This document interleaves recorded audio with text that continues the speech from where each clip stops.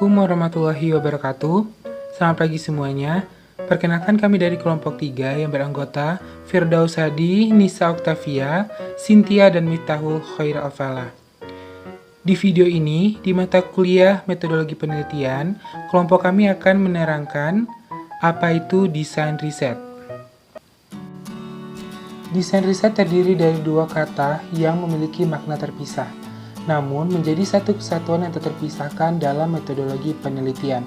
Sesuai dengan etimologi, desain berasal dari kata design, yang berarti rancangan atau pola, dan riset berasal dari bahasa Inggris yaitu research, yang berarti penelitian. Jadi desain riset adalah sebuah rancangan penelitian. Desain riset merupakan cetak biru yang menentukan pelaksanaan selanjutnya. Penyusunan desain ini dilakukan setelah peneliti menerapkan topik atau judul penelitian yang akan dilaksanakan. Desain penelitian memaparkan apa, mengapa, dan bagaimana masalah tersebut diteliti dengan menggunakan prinsip-prinsip metodologis. Desain riset ini juga merupakan sebuah rencana dalam melaksanakan suatu penelitian yang dapat menggambarkan keseluruhan proses penelitian yang akan dilakukan. Sebelum melakukan desain riset, seorang peneliti harus mengidentifikasi variabel dalam suatu situasi masalah dan mengembangkan kerangka teoritas. Setelah itu, barulah mendesain suatu penelitian sehingga data yang diperlukan dapat dikumpulkan dan dianalisis untuk sampai pada solusi yang diharapkan. Yang selanjutnya itu ruang lingkup dan lingkungan desain riset. Yang pertama ada ruang lingkup desain riset. Desain riset dalam menentukan kesimpulan lebih mementingkan keluasaan dan bukan kedalaman. Desain ini berusaha untuk mengetahui ciri-ciri populasi melalui penarikan kesimpulan secara inferensi berdasarkan ciri-ciri sampel. Hipotesis diuji secara kuantitatif, dan kesimpulan mengenai hasil-hasil temuan disajikan berdasarkan tingkat sejauh mana sampel adalah representatif dan tingkat validitas atau keaslian sampel. Yang kedua yaitu lingkungan desain riset.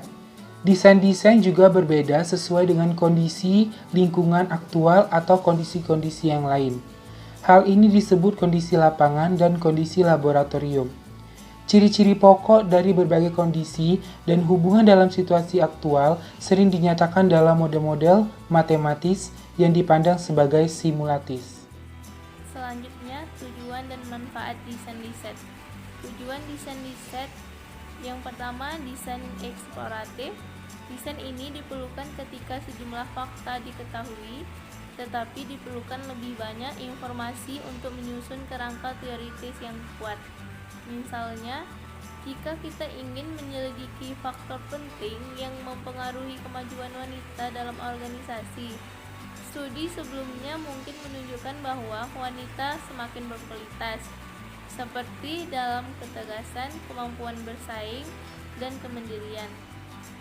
Terdapat juga persepsi bahwa perpaduan yang baik dari sifat maskulin dan feminim seperti kuat atau tidak keras, baik tetapi tidak lemah, tepat bagi kemajuan wanita dalam organisasi.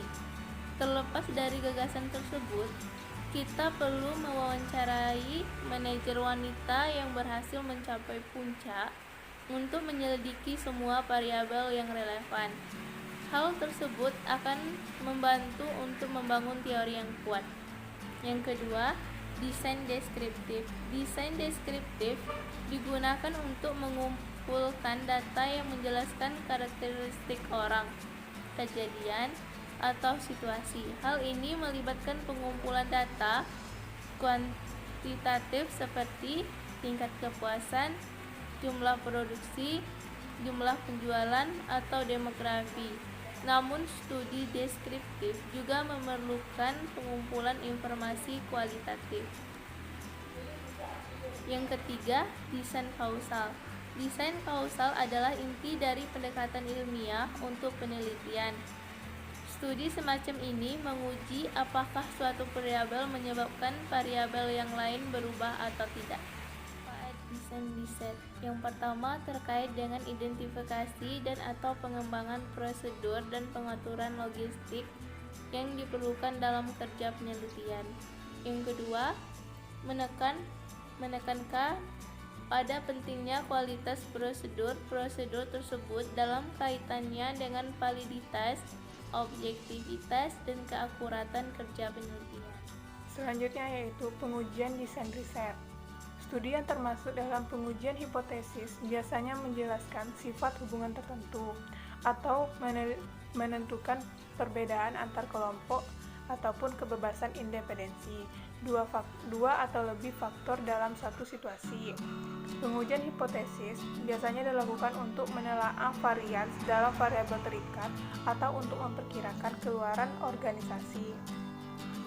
Pengujian riset ada dua. Yang pertama yaitu jenis investigasi antara studi kausal dengan studi korelasional.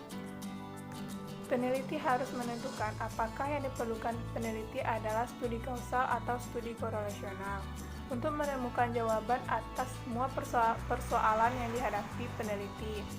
Studi kausal dilakukan untuk menentukan hubungan sebab akibat yang definitif.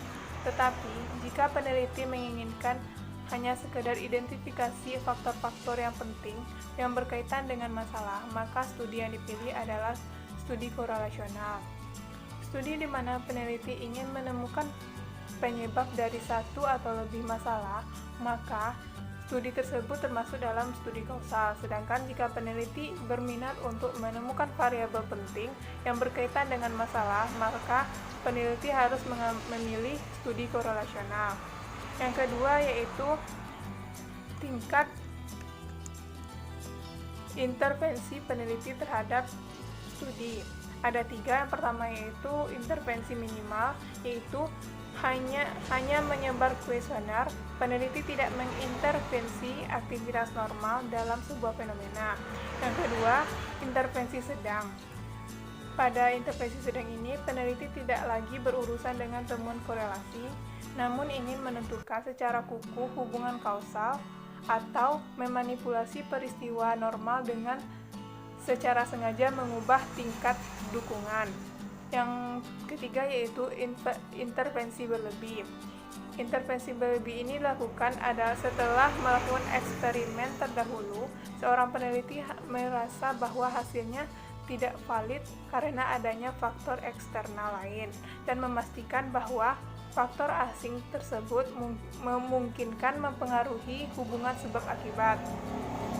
Dalam intervensi berlebih, tidak hanya dukungan manipulasi, tapi situasi di mana eksperimen diadakan adalah artifisial karena peneliti menarik subjek keluar dari lingkungan normalnya dan menempatkan dalam keadaan yang benar-benar berbeda. Yang selanjutnya yaitu memilih jenis desain riset. Ada dua jenis yang dilakukan untuk melakukan desain riset, yaitu penelitian eksploratif dan penelitian konklusif. Yang pertama yaitu penelitian eksploratif. Penelitian eksploratif adalah penelitian yang bertujuan untuk mengembangkan pengetahuan atau dugaan yang sifatnya masih baru dan untuk memberikan arahan bagi penelitian selanjutnya.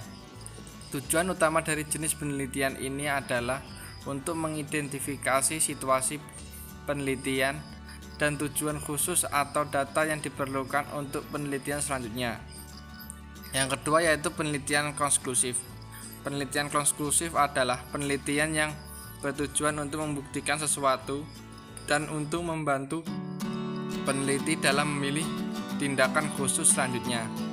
Jenis tujuan ini sangat bermanfaat apabila peneliti mempunyai banyak alternatif dan membutuhkan banyak informasi untuk mengevaluasi setiap alternatif.